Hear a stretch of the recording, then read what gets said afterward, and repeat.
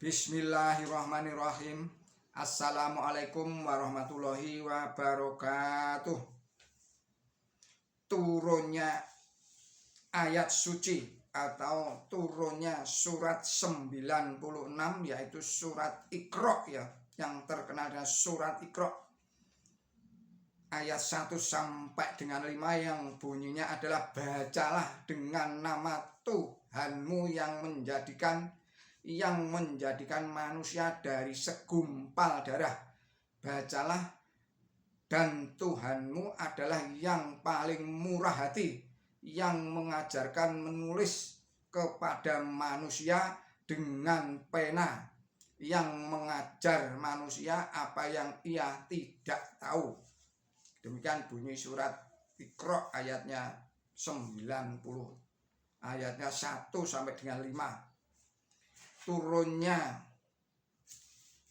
surat itu dapat ditafsirkan sebagai penggenapan nubuat atau ramalan Isa Al-Masih atau Yesus Kristus di dalam Injil yang berbunyi sebagai berikut. Yerusalem, Yerusalem, engkau yang membunuh nabi-nabi dan melempari dengan batu orang-orang yang diutus kepadamu. Berkali-kali aku rindu mengumpulkan anak-anakmu, sama seperti induk ayam mengumpulkan anak-anaknya di bawah sayapnya. Tetapi kamu tidak mau. Lihatlah, rumahmu ini akan menjadi sunyi. Dan aku berkata kepadamu, mulai sekarang kamu tidak akan melihat aku lagi. Saya ulangi lagi, mulai sekarang kamu tidak akan melihat aku lagi hingga kamu berkata, diberkatilah dia yang datang dalam nama Tuhan. Surat Matius 23 ayatnya 37 sampai dengan 39. Menurut ayat di atas itu, setelah Yesus Kristus atau Isa Al-Masih meratapi Bani Israel di Yerusalem, Palestina, menubuatkan 3 hal berikut ini. Yang pertama, kehancuran Yerusalem yang dipertegas lagi setelah Yesus keluar dari Bait Allah menuju ke Bukit Zaitun, seperti diceritakan oleh Matius sebagai berikut. Di dalam Matius 24 ayat 1 sampai dengan 2. Sesudah itu Yesus keluar dari Bait Allah lalu pergi. Maka datanglah murid-muridnya dan menunjuk kepada bangunan-bangunan Bait Allah. Ia berkata kepada mereka, aku melihat semuanya itu.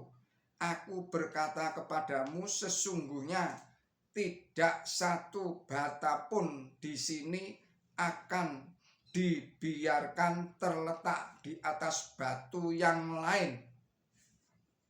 Semuanya akan diruntuhkan. Nubuat tersebut tergenapi 40 tahun kemudian, yaitu pada tahun 70 Masehi, tatkala Yerusalem dibinasakan oleh Jenderal Titus, putra Kaisar Romawi Vespasianus. Sejak saat itu Bani Israel tercerai-berai, terlunta-lunta di seluruh dunia menjadi penumpang di negeri orang lain. Yang kedua, menubuatkan bahwa Bani Israel Palestina tidak akan melihat Yesus lagi. Maksudnya, Bani Israel tidak mengenal Yesus lagi. baik mengenai diri pribadinya maupun ajarannya. Dengan kata lain, pemahaman Bani Israel terhadap Isa Al-Masih atau Yesus Kristus tidak benar. Sejarah mencatat sepeninggal Yesus Kristus, kaum Bani Israel terbagi menjadi 3 golongan yang secara garis besar mereka itu adalah yang pertama, kaum Yahudi, yaitu mereka menolak dan menentang Isa Al-Masih utusan Allah dan Al-Masih yang dijanjikan. Mereka berbuat makar.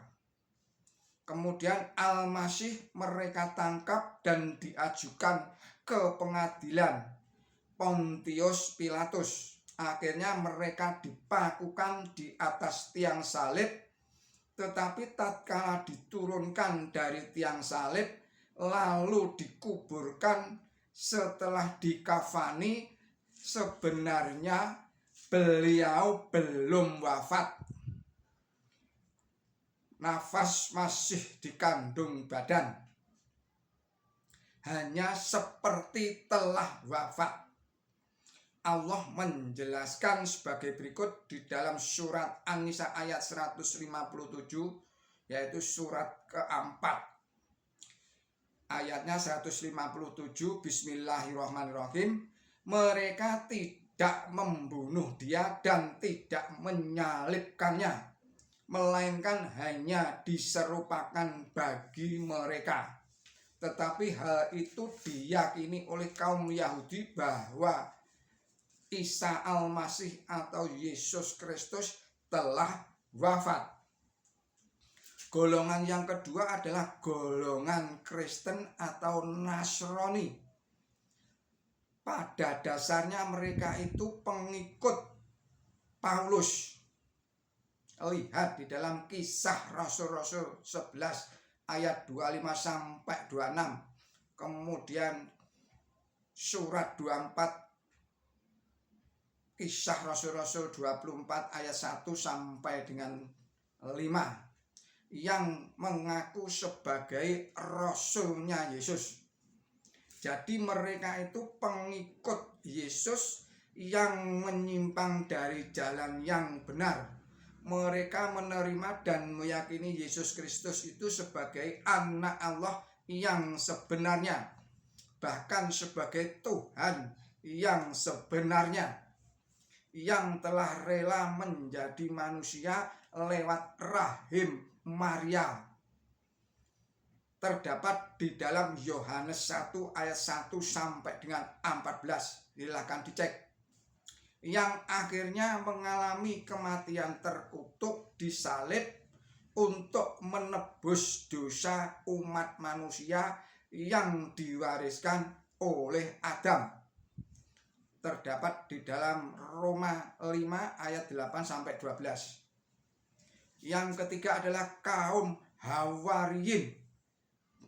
Mereka itulah pengikut Isa Al-Masih atau Yesus Kristus yang benar. Mereka beriman kepada Allah yang Maha Esa dan Al-Masih sebagai utusannya, dan senantiasa membantu dan membela Allah, maka disebut juga sebagai Ansarullah. Mereka dalam bahasa lain disebut sebagai kaum Esena. Mereka sering dikaruniai ilham dari hadirat Allah Subhanahu wa Ta'ala.